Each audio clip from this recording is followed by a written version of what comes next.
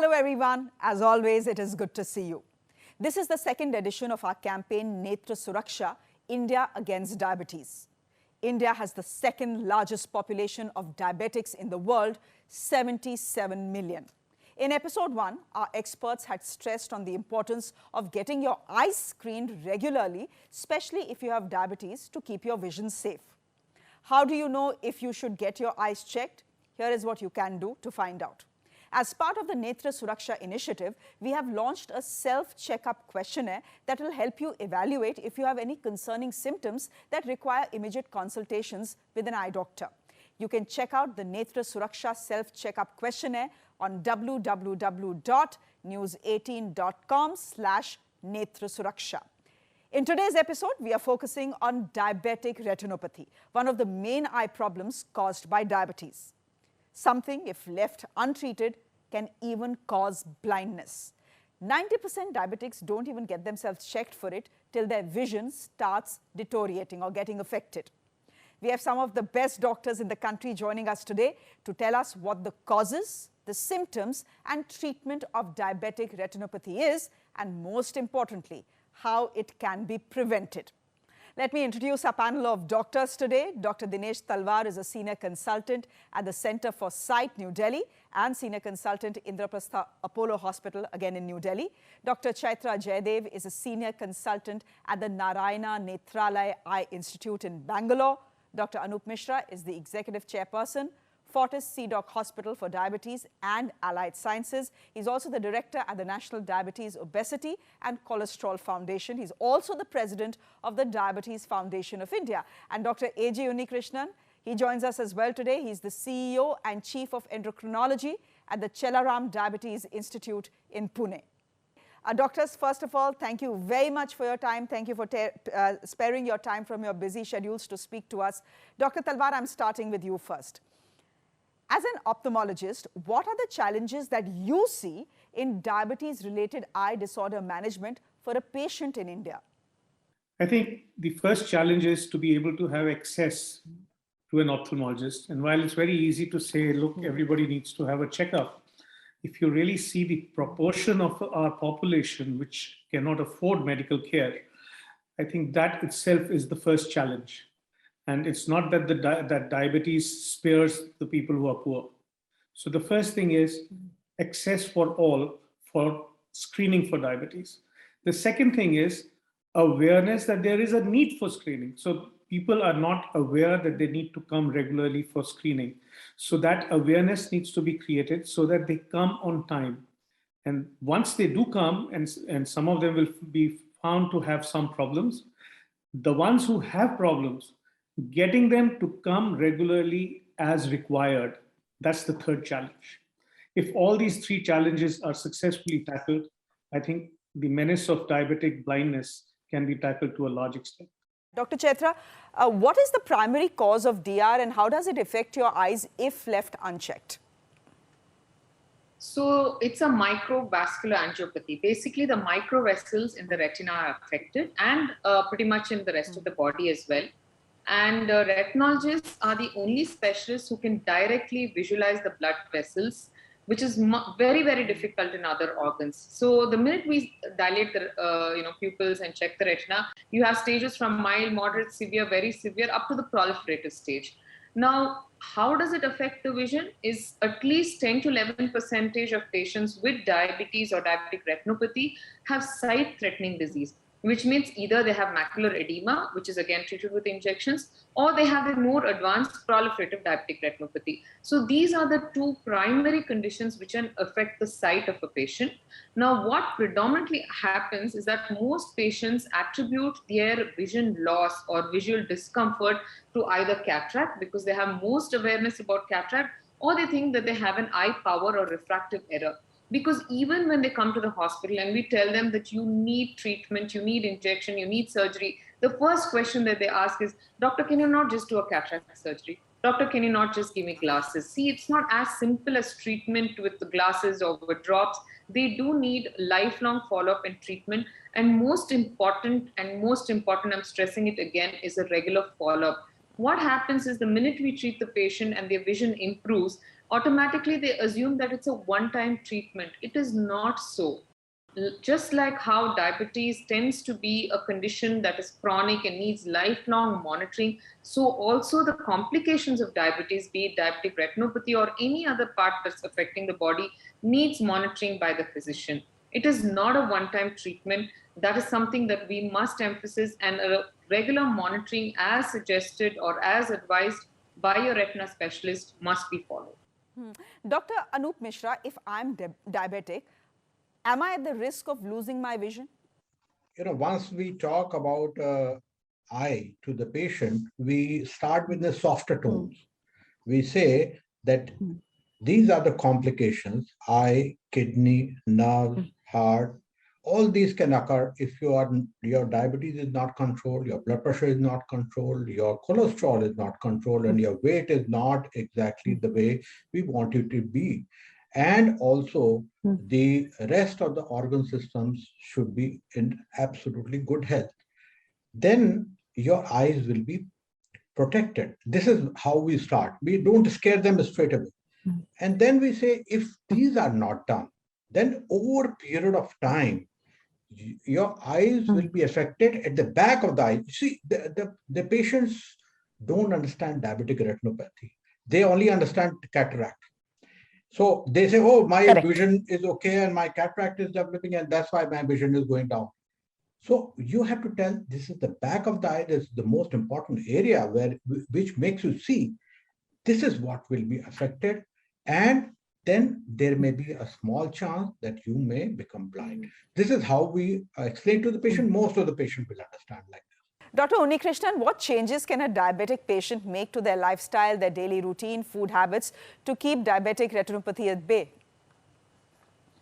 It's very important that people with diabetes keep following a good diet, a balanced diet, which means adequate carbohydrates, but not too much carbohydrates. Restrict your carbohydrates. Take adequate proteins and fats and also fibers. So a good and balanced diet is the first step. Second step is physical activity, and appropriate physical activity. People say 120 minutes of walking is good enough to keep the diabetes at bay.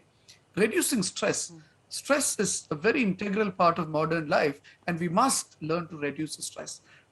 These three things, along with the ABCs, keeping the A1C controlled. A1C is a single blood test that reflects the blood glucose levels over 3 months. And keeping it below 7% in general will prevent retinopathy. So keeping the A correct, and then you come to the B, which is blood pressure. Controlling the blood pressure will prevent diabetic retinal disease. And third is the cholesterol. Bringing the cholesterols down also prevents against vascular disease. In addition to that, maintaining a healthy body weight also essential. So these are some of the steps which people with diabetes can follow to prevent retinopathy, in addition to visiting their physician or diabetologist or endocrinologist, and appropriately at specified times visiting the ophthalmologist or retina specialist. Dr. Talwar, what are the stages of diabetic retinopathy and how soon can it deteriorate if left untreated, and what is proliferative DR? Okay, so diabetic retinopathy goes through a sequence of stages. Starts with very early non-proliferative diabetic retinopathy.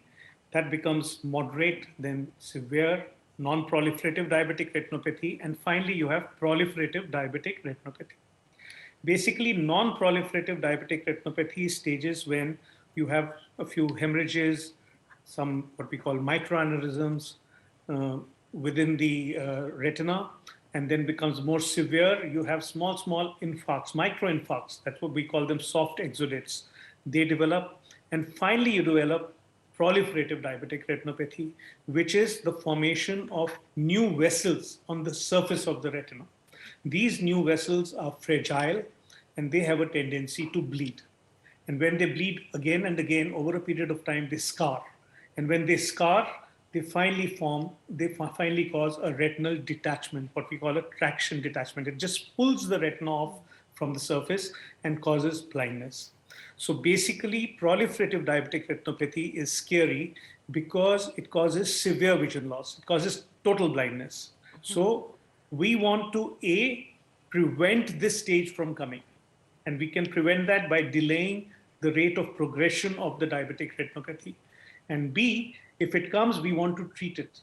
Doctors, I'm going to request you to hold on for a bit. I do have to take a very quick break, but we continue this absolutely fascinating and very important discussion on how to keep your eyes safe. That's coming up after a very quick break.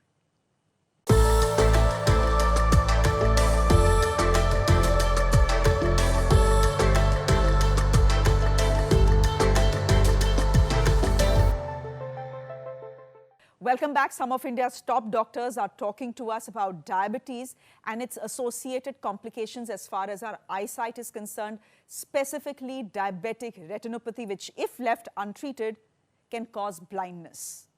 Dr. Misra, do come in here. Any anecdotes, any stories of any of your patients who've been able to manage both their diabetes and their eye condition very well? There are a number of anecdotes, episodes, whatever you want to call them. But the back of any of these success story is the first few interaction between diabetologist and the patient. And I can tell you one story when I was in All India Institute of Medical Sciences, and we have liaison with the Primary Health Center in Haryana. So a lady with a low literacy totally uncontrolled diabetes and blood pressure came to me, and she has been treated by some local registered medical practitioner who did not discuss ever anything about any complication. So once she came to us, we spent around 15-20 minutes explaining in very, very simple terms in Hindi that how her organs can be affected. And now, previous to that, our sugars were 200, 300, blood pressure was 180, 200. There was no drug for cholesterol at all. So we modified her drugs, made her understand. I can tell you, these people have so much of intelligence. They understood in 5 minutes what I was trying to say. And then subsequently, whatever I did had some effect, but whatever she did also had effect. And 3 months, 4 months later, everything was under control. Her eye problem, which was very severe, slowly and slowly, we don't expect overnight changes there. Slowly and slowly became better with the help of ophthalmologists. So I think that is a story which I remember very well, how we can tell patient, we can educate patient to do well over a period of time. Dr. Jayadev, come in here. Look at the lives we lead. This is a hectic lifestyle. There's too much stress. You're spending way too much time in front of the screen, whether it's your computer or your television, working through the day. Does that increase your chance of developing diabetic retinopathy if you are a diabetic? So no, to be very clear, digital strain per se does not cause any retinal damage, but lifestyle definitely does. Hurry, worry, and curry. Like the Dr. Unni already mentioned, when you're in this constant hurry to do things, you forget to take care of yourself and your health. Curry is, of course, what you eat. What you eat is extremely important in controlling your sugars. I think it's the single most important thing. And then, of course, worry. The increased stress and strain that happens in our day-to-day life can increase your pressures, can actually deviate your mind away from taking control of your life and your health. Because all of us need to look at the screen now, especially with COVID coming in and everything going online, right from kids to adults, whether it is for education, for work, or for entertainment, are looking at a screen all the time. But that does not make them more susceptible to retinal changes, be it diabetic retinopathy or any other conditions. I think the single most important factor is to take stock of the situation, take care of your health, and I think you should be good to go. And Dr. Unnikrishnan, if I have a diabetic in my family, if I'm the caregiver, what can I do to protect their eyes from diabetic retinopathy? I think it's very important to follow the adage that, to know about diabetes is to say no to diabetes. And I think every caregiver of a person with diabetes must bear in mind that we treat diabetes to protect organs such as the eyes, kidneys, heart, and the feet and nerves. Specifically for diabetic retinopathy, I think the most important thing is regular monitoring and regular screening. Regularly bringing the person with diabetes to an ophthalmologist for a screening program as advised. For example, at different stages of retinopathy, the retinal specialist will advise follow-ups at different schedules. And it's very important to follow those schedules. In addition to that, it's important to make changes in the family so that everybody in the family eats a healthy diet. It's not just diabetes person. There's no specific diabetes diet. A healthy diet is for everybody. And therefore, changing the family dynamics to allow more healthy diet, exercise, and also timely visits to the physician or diabetologist or endocrinologist to monitor their blood glucose, the blood pressure, the weight, etc. Because if these things are taken care of, I often tell my patients that, if you monitor your blood glucose, your blood pressure, and your blood cholesterol, and your weight, and if everything is good, you are like any other person. But if you are not able to do that, and if you run into trouble, instead of meeting a diabetologist or endocrinologist once in 3 months or 6 months, you might need to visit a nephrologist more frequently and a retina specialist more frequently, cardiologist, a foot specialist, so on and so forth. So it's very important, 2 points: timely visits to the ophthalmologist for screening of the retina, following the protocol, very, very important. In addition to that, controlling the metabolic parameters like glucose, blood pressure, weight, and cholesterol.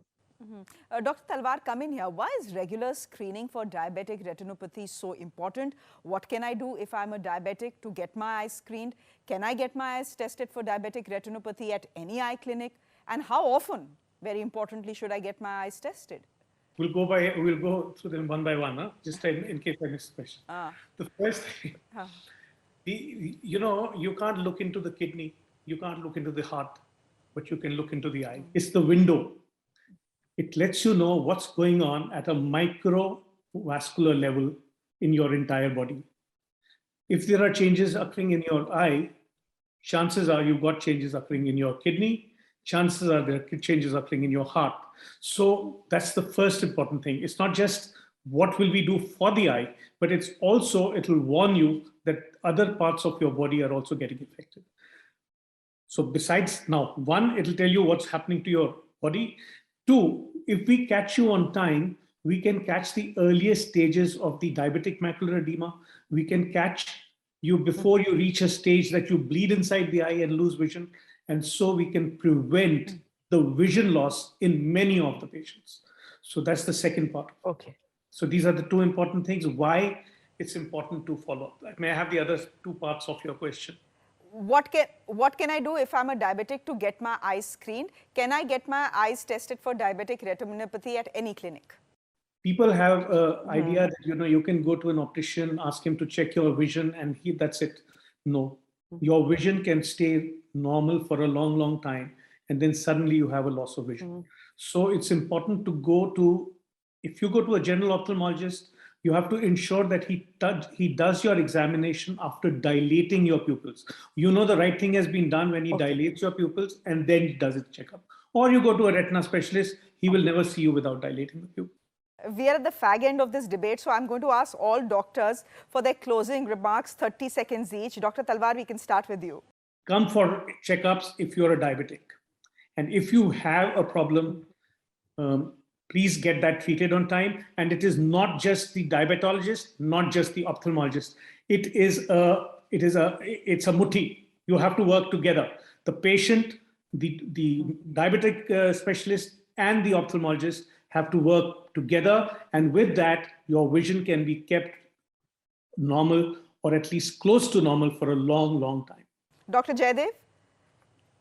So what I would say is that having diabetes is not taboo. Many a time, since retinologists are the first ones to be able to actually diagnose diabetes, patients are so hesitant to accept that they have it. I think acceptance that they have a problem, addressing it and controlling it is more important than ever to prevent permanent vision loss.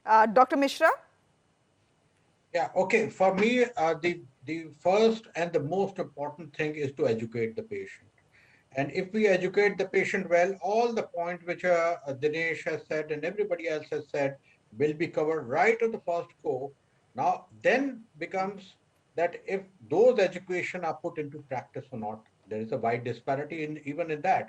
But our job will be quite a bit achieved if we tell them that please get all these things checked because of this, and because we need to get the thing, catch the things early so that we can treat you well and so that you can live well and you can see well. Please go ahead, Dr. Unnikrishnan. Well, it is said that the diabetes who knows the most lives the longest and remains healthy the longest. So I urge all people with diabetes to know more about their disease and to be aware of diabetic retinopathy, because diabetes is a silent disease, and get their glucose levels under control and visit the ophthalmologist regularly for screening, and that will bring health and wellness to your eyes.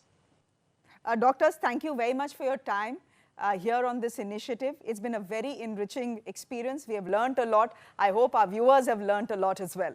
And to all our viewers, don't forget to take the Netra Suraksha self-checkup questionnaire on www.news18.com/Netra Suraksha, and also ensure that all your loved ones take it to fight against diabetic retinopathy. Thanks very much for watching.